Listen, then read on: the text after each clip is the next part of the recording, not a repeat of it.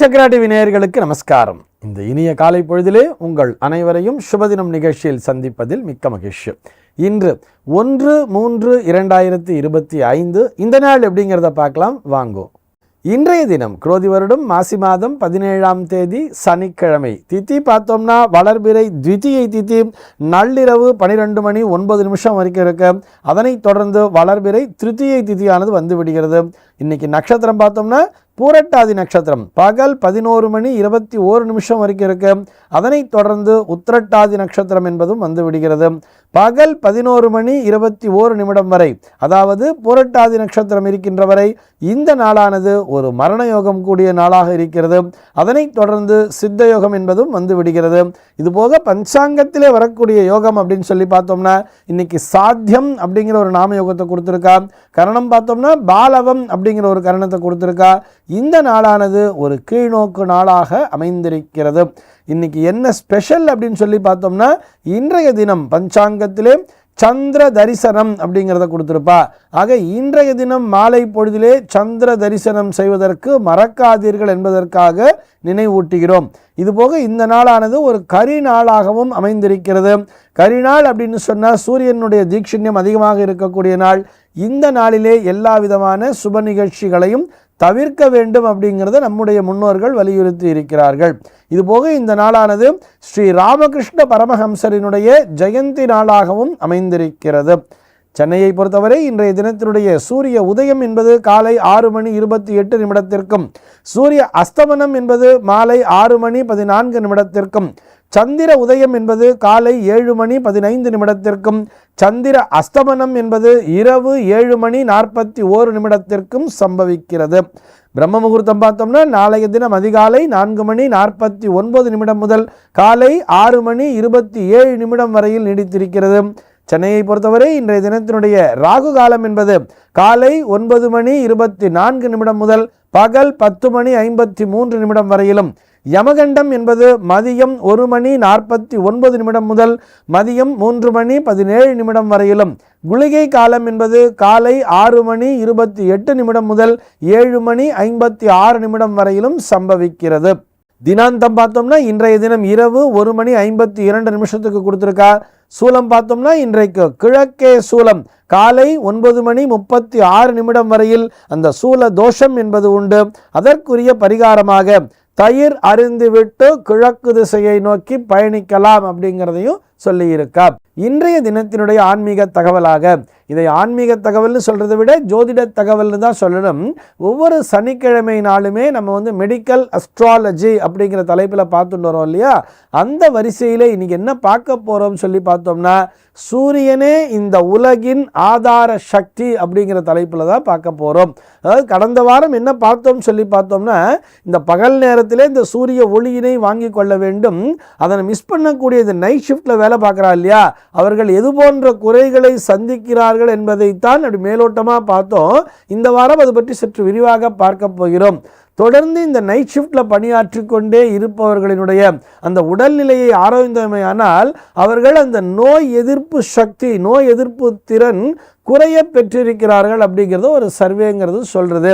இதற்கு காரணம் என்ன அப்படின்னு சொல்லி பார்க்கும்பொழுது இவர்கள் தொடர்ச்சியாக நைட் ஷிஃப்ட்லேயே வேலை பார்த்துட்டு இருக்கும்போது என்ன ஆகுதுன்னு பார்த்தோம்னா நைட் ஷிஃப்ட் முடிஞ்சு வீட்டுக்கு வந்த உடனே பகல் நேரம் முழுவதும் உறங்கி விடுகிறார்கள். பகல் நேரத்தில் வெளியில் வர்றதே இல்லை. இந்த சூரிய ஒளிங்கிறது அவங்க மேலே படுறதே இல்லை. பகல் நேரம் முழுக்க உறங்கிடுறா. மறுபடியும் ஈவினிங்கில் தான் எழுந்திருக்கிறா. எழுந்துட்டு மறுபடியும் நைட் ஷிஃப்ட் அப்படிங்கிறத வேலை பார்க்க ஆரம்பிச்சிடுறா ஃபுல்லாகவே. இப்படி தொடர்ச்சியாக இரவு ஷிஃப்ட் அப்படிங்கிறத பார்த்துட்டே வரா இல்லையா, இவர்களுடைய உடல்நிலை அப்படிங்கிறது கொஞ்சம் கொஞ்சமாக பாதிப்பிற்கு உள்ளாகிறது. அதற்கு காரணம் உடம்பில் இருக்கக்கூடிய அந்த நோய் எதிர்ப்பு திறன் என்பது குறைகிறதுன்னு சொல்கிறார். இப்போ நம்ம அந்த ஜோதிடவியல் ரீதியாக ஆராயும் பொழுது அங்கே என்ன நமக்கு தெரிய வருதுன்னு சொன்னால் இந்த சூரிய ஒளியின் மூலமாகத்தான் உடம்பிலே இருக்கக்கூடிய அந்த கிளான்ஸ் அப்படின்னு சொல்கிறோம் இல்லையா, இந்த கிளான்ஸ்லாம் தூண்டப்படுகிறது. சுரப்பிகள் அப்படின்னு சொல்லுவார். அந்த சுரப்பிகள் இதில் அந்த நோய் எதிர்ப்பு திறனை தரக்கூடிய சுரப்பியும் அடக்கம் தானே. இந்த சுரப்பிகள்லாம் சரியாக பணியாற்றுவதன் காரணமாக இவர்களுடைய உடம்பிலே நோய் எதிர்ப்பு திறன் என்பது குறைந்து விடுகிறது. அதன் காரணமாக இவர்கள் அந்த வியாதிக்கு உள்ளாகிறார்கள் அப்படிங்கிறதையும் நம்ம சர்வேங்கிறது சொல்லிட்டு வர்றது. இந்த ஐடி துறையில் பணியாற்றுபவர்களை குறை சொல்ல வேண்டும் என்பது நம்முடைய நோக்கம் அல்ல, அதையும் புரிஞ்சுக்கணும். அதாவது தொடர்ச்சியாக ஐடி துறையில் மட்டும் நைட் ஷிஃப்ட்டுங்கிறது இல்லையே, நிறைய துறைகள் மெக்கானிக்கல் டிபார்ட்மெண்ட்டில் கூட அந்த நைட் ஷிஃப்ட் அப்படிங்கிறது இருக்கு. ஆனால் மற்ற துறைகள்லாம் பார்க்கும்பொழுது ஒரு வாரம் நைட் ஷிஃப்ட் பார்க்குறவன் அடுத்த வாரம் டே ஷிஃப்ட் பார்க்குறா இல்லையா, அப்படி ஷிஃப்ட்டை மாற்றி மாற்றி பார்த்துட்டு வரா. ஆனால் இந்த தகவல் தொழில்நுட்பத்துறையிலே பணியாற்றுபவர்கள் தான் பார்த்தோம்னா அந்த ஊரில் அவங்களுக்கு அப்போ தான் டே டைம் ஃபாரின்ல, அதனால் நைட்டில் தான் வேலை பார்த்தாகணுங்கிற அந்த கட்டாயத்திற்கு உள்ளாக்கப்பட்டு தொடர்ச்சியாக அந்த இரவு பணியினையே மேற்கொள்கிறார்கள். பகல் நேரத்திலே அந்த சூரியனிடமிருந்து கிடைக்கக்கூடிய அந்த எதிர்ப்பு சக்தியினை மிஸ் பண்ணிடுறா அப்படிங்கிறது தான் நம்முடைய ஆதங்கமாக இருக்கிறது. இதனை நம்முடைய வேதமே வலியுறுத்தி சொல்கிறது. யஜுர்வேதத்தில் பார்த்தோம்னா அந்த 3வது காண்டம் 4வது பிரஷ்னத்தில் பார்த்தோம்னா சுஷும்ன சூரியரஸ்மி சந்திரமா கந்தர்வஹா அப்படிங்கிற ஒரு லைனே வரும். அது என்ன சொல்கிறது அப்படின்னு சொல்லி பார்த்தோம்னா சூரியனிடத்திலிருந்து தான் இந்த உலகத்திலே இருக்கக்கூடிய நட்சத்திரங்கள் மற்றும் சந்திரன் உட்பட எல்லா கிரகங்களுமே அந்த ஒளியினை பெற்றுக்கொண்டு பிரதிபலிக்கின்றன அப்படிங்கிறத வேதம் வலியுறுத்தி சொல்கிறது. ஆக வேதமே இதனை வலியுறுத்தி சொல்கிறது. இதனை நம்முடைய அறிவியலும் மெய்ப்பித்திருக்கிறது அல்லவா. எந்த நட்சத்திரத்திற்குமே இயற்கையிலேயே ஒளி என்பது இல்லை, கிரகங்களுக்கும் இல்லை. சந்திரன் உட்பட சூரியனினுடைய ஒளியை வாங்கி கொண்டுதான் நம்மீது பிரதிபலிக்கிறது அப்படிங்கிறது அறிவியலும் சொல்கிறது. ஆக கிரகங்கள் நட்சத்திரங்கள் உட்பட இந்த உலகத்திலே அனைத்திற்கும் ஒளியினை தருவது யார் அப்படின்னு சொல்லி பார்த்தோம்னா அந்த சூரியன் தான். ஆக மற்ற கிரகங்களினுடைய அந்த ரேஸ் அப்படிங்கிறதும் நமக்கு இந்த பூமி எப்படி வந்து சேர்றதுன்னு சொல்லி பார்த்தோம்னா அது சூரிய ஒளியின் மூலமாகத்தான். இல்லையே சார், சூரிய ஒளி மட்டும்தானே நம்முடைய கண்ணுக்கு தெரியுது, மற்ற கிரகங்களுடைய ஒளியில நம்ம கண்ணுக்கு தெரியலையே. சந்திரனுடைய ஒளி பகல்ல தெரிகிறது, நம்ம பார்த்துடுறோம் மேலே விழறதுன்னு சொல்லி. சமயத்தில் சுக்கிரனுடைய ஒளி தெரியுது, மற்ற கிரகங்களுடைய ஒளியும் இதுதான் கொண்டு வந்து சேர்க்கிறதுங்கிறத எப்படி நம்புறது அப்படின்னு சொன்னா நேற்றைய தினமே கூட நம்ம பார்த்துருப்போம். அந்த ஒளி சிதறல் அப்படிங்கிறதுக்காக ஒரு ஸ்கேலை கொண்டு போய் சூரியனுடைய ஒளியில வச்சு பாருங்க, ஒரு கண்ணாடி ஸ்கேலை, அதிலிருந்து வெளியில் வரக்கூடிய அந்த லைட் ரேஸ் பார்த்தோம்னா ஒரு 7 விதமாக பிரிகிறது அப்படிங்கிறத நேற்றைய தினம் கூட பார்த்துருப்போம். ஆக அந்த 7 விதமான கதிர்கள் வெவ்வேறு கலரில் வர்றது இல்லையா, விப்ஜிஆர் அப்படின்னு சொல்கிறோம்ல, இந்த விப்ஜிஆர் அப்படிங்கிற அந்த 7 வர்ணங்கள் எங்கிருந்து வருகிறது அப்படின்னு சொல்லி பார்த்தோம்னா மற்ற கிரகங்களினுடைய அந்த ஒளியினையும் இந்த சூரிய ஒளியே கொண்டு வந்து நம்மிடத்திலே சேர்க்கிறது அப்படிங்கிறதையும் நம்ம அது மூலியமாக புரிஞ்சுக்க முடியும். ஆக எல்லாமே நம்ம இந்த கிரகங்களின் மூலமாகத்தான் நம்முடைய உடலானது இயக்கம் பெறுகிறது அப்படின்னு சொல்கிறோம். புதனானவர் நரம்பு மண்டலத்தின் மீது தாக்கத்தை செலுத்துகிறார் அப்படின்னு சொல்கிறோம். சனியானவர் நம்முடைய ஆயுஷ்காரகன் அப்படின்னே சொல்கிறோம். ஒவ்வொரு கிரகத்திற்குமே ஒவ்வொரு கிளாண்ட்ஸ் அப்படிங்கிறத பிரித்து கொடுத்துருக்கா அப்படிங்கிறதையும் சொல்கிறோம். இத்தனை கிளாண்ட் அப்படிங்கிறது எல்லாமே ஒழுங்காக வேலை செய்யணும்னு சொன்னால் அதற்கு சூரிய ஒளியானது மிகவும் அவசியம் தேவை. அவ்வளவையே நம்ம சுவாசிக்கணும் அப்படின்னு சொன்னால் கூட, நமக்கு ஒரு ஆக்சிஜன் அப்படிங்கிறது வேணும்னு சொன்னால் கூட, இயற்கையான முறையிலே கிடைக்கக்கூடிய ஆக்சிஜன் என்கின்ற அந்த வாயு கூட சூரியனிடத்திலிருந்து தான் வருகிறது அப்படின்னே சொல்றார். அந்த சூரியனிடத்திலிருந்து வரக்கூடிய அந்த ஆக்சிஜன் என்கின்ற அந்த ஒற்றை மூலக்கூறினை அதனை இரட்டையாக மாற்றி O2வாக நமக்கு ஆக்சிஜனுடைய இரட்டை மூலக்கூறுகளாக ஒன்றாக சேர்த்து நமக்கு கொண்டு வந்து கொடுக்கின்ற பணியைத்தான் அந்த ஓசோன் மண்டலம் அப்படிங்கிறது செய்கிறது. ஆக்சிஜன் மட்டும் இல்லை, ஹைட்ரஜன் ஆகட்டும், ஹீலியம் ஆகட்டும், எல்லா நைட்ரஜன் ஆகட்டும், இது அத்தனை வாயுக்களுமே சூரியனிடத்திலிருந்து தான் உற்பத்தி ஆகிறது அப்படின்னே சொல்கிறார்.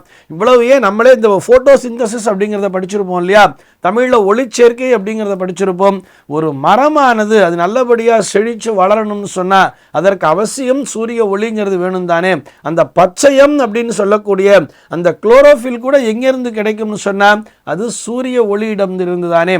ஆக ஒரு மரம் நல்லபடியாக வளர வேண்டும் என்று சொன்னால் கூட அதற்கும் சூரிய ஒளி என்பது தேவைப்படுகிறது.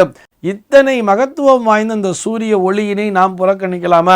ஆனால் நம்ம இப்போ என்ன பண்ணுறோன்னு பார்த்தோம்னா இன்னும் வெய்ய நாளே ஆரம்பிக்கலப்பா, இப்பயே இவ்வளவு வேகுது, நம்மளால் வெளியிலேயே போக முடியல, சூரியன் சுட்டு எரிக்குது, நான் சன்ஸ்கிரீன் தடவிக்கிறேன், நான் லோஷன் தடவிக்கிறேன், சூரிய ஒளியிலிருந்து என்னை நான் பாதுகாத்து கொள்கிறேன்கிற மாதிரி நிறைய செயற்கையான விளம்பரங்களை நம்பி நாம் நம்மை நாமே ஏமாற்றி கொண்டிருக்கிறோம்.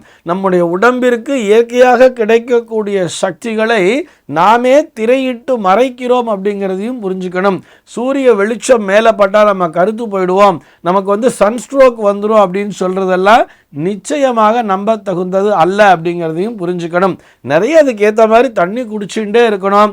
நிறைய வாட்டர் அப்படிங்கிற விஷயம் கண்டென்ட் உள்ளே இருந்தாலே போதுமானது. இயற்கையான முறையிலே சூரியனிடமிருந்து கிடைக்கக்கூடிய அந்த சக்திகளை நாம் ஏற்றுக்கொள்ள வேண்டும் அல்லவா? வலிய நம்ம தேடி வரக்கூடிய வரத்தினையே நாம் புறக்கணிக்கின்ற வேலையை தற்காலத்திலே செய்து கொண்டிருக்கின்றோம்.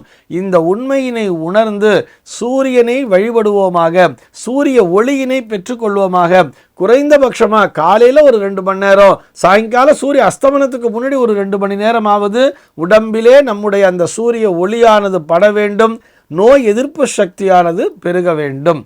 இந்த தகவலோடு இன்றைய தினம் நான் உங்களிடமிருந்து விடைபெற்றுக் கொள்கிறேன். மீண்டும் உங்கள் அனைவரையும் நாளைய தினம் ஒரு சுவாரஸ்யமான தகவலோடு சந்திக்கிறேன். எம்பெருமானினுடைய திருவருளினாலே இந்த நாள் உங்கள் அனைவருக்கும் சுபதினமாக அமைவதற்கு வாழ்த்துக்கள்.